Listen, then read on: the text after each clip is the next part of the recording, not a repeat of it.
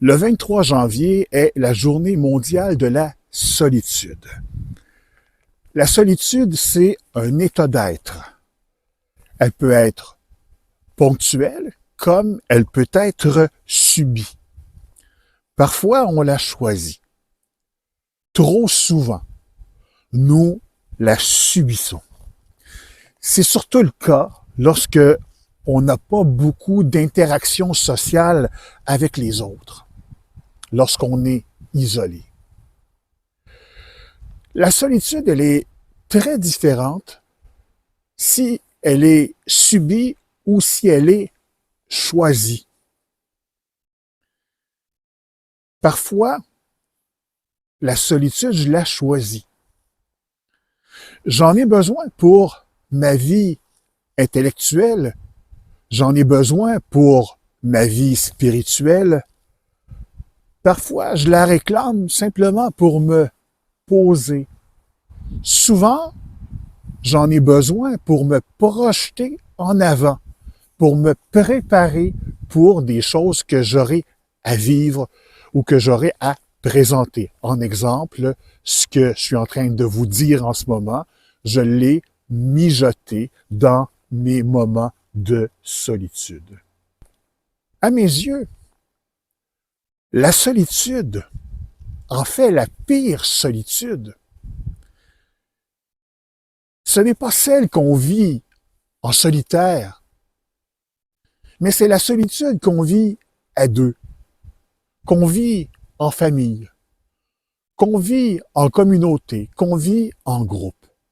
Se sentir seul avec d'autres, c'est terrible, c'est douloureux.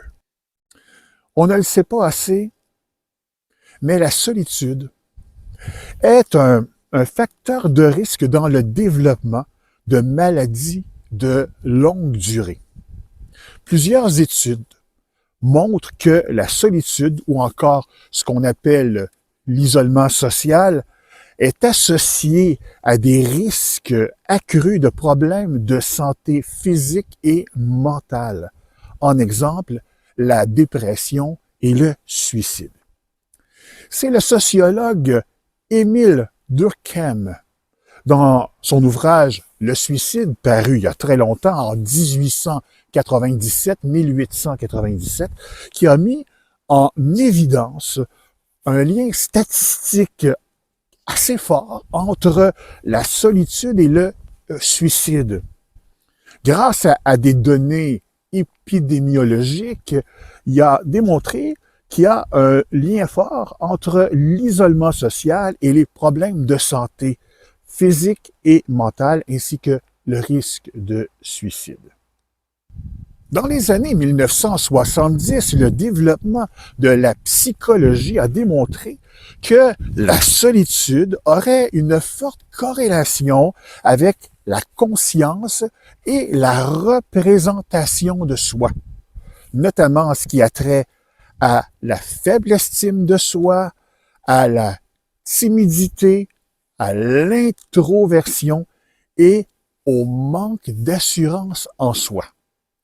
En santé mentale, la solitude est également liée à un trouble schizoïde dans lequel un individu peut faire l'expérience d'aliénation.